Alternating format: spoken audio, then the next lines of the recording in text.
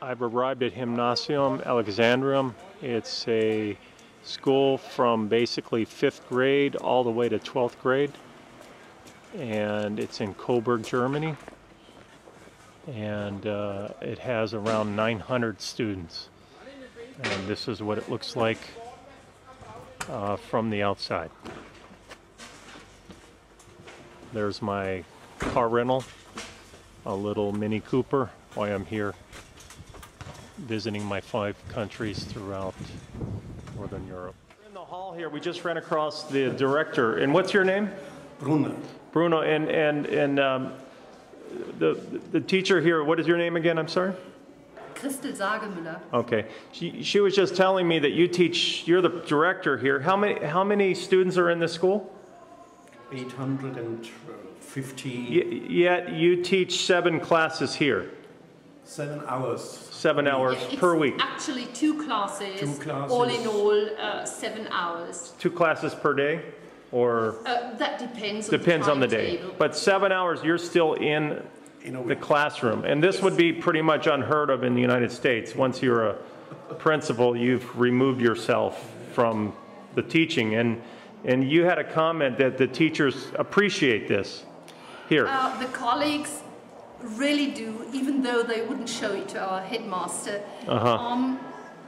Mr. Brunner is teaching for the sake of it. He's very passionate about the subjects he's doing, that is Latin and German, on the one hand, and on the other hand, he strongly believes that if you stop teaching, you will lose touch with teaching as such. So being close to students, because this is actually why we chose becoming a teacher, means that you really know what's going on in the classroom. Your school, you have what now? This is not typical of our school, but typical of grammar schools, Gymnasium, that you differentiate between subjects. You have the obligatory subjects like German, maths, Latin, English, French, 2 of those, and you have physics. Physics is, you must take it. At this level. You must take the other subjects as well, so that might be a little misleading, but you do have to sit tests, written tests in these, as we call them, core subjects. Then you have other subjects like history, geography, chemistry, biology, music, arts, etc. You do not have to sit written tests. You can.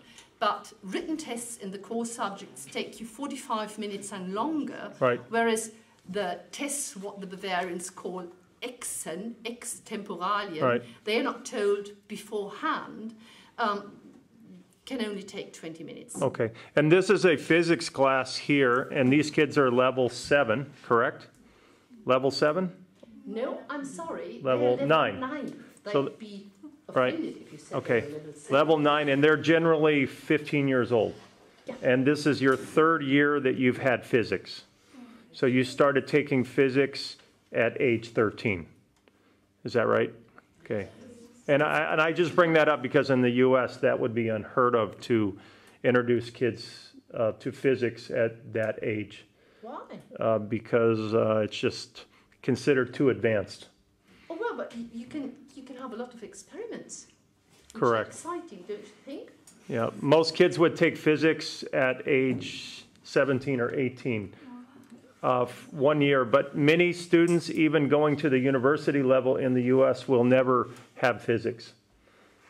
You don't have to have physics. Some choose to have it, but it's certainly not obligated at all. And this would be kids on a university track. I haven't heard that. So what is your name? You're one of the students here in this physics class?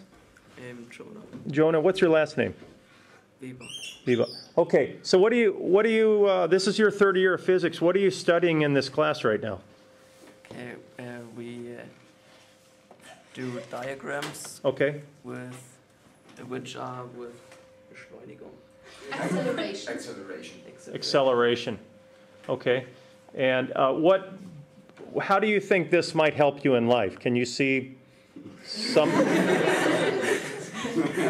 I mean, do you plan to be an engineer, or what do you want to do? I don't know. Okay. So you're not sure how it can help you. Not really. Okay, but it probably will somewhere in the line, right? Hope so. Okay. But really, if they're going into engineering and high-level type of things, this would all play into those type of studies. Is that correct? That's correct. All right. So that's essentially why you teach it. Yeah. Yeah. Of course. This is something theoretical now. We have done some experiments before, so the free fall of objects and something like that. Mm-hmm. And the G factor, and I hope they got a good understanding of that. Is that correct? What is the G factor? Is that gravity? Gravity. Mm-hmm. Gravity factor. Yeah. And they have physics how many days per week? 2 or 3 days? 3 days per week for 45 minutes? So we are at the 6th second, and now we have a negative acceleration. But what does this mean now? Just before we had an abbreviation, but what is it now? That's correct. It's an acceleration to the backward direction, of course. And so, let me get the last question. So the students here have already taken this is their third year of physics. Yeah. And they will have to do 4 years all in all, Okay. and then they are free to choose between natural sciences as Biology, chemistry, or physics. But But they will have to continue one of those. taking science all the way through Yes. to the end. This is another laboratory that the kids can work in, and then they would go into a room like this, and I guess actually analyze and talk about their experiments and that sort of thing.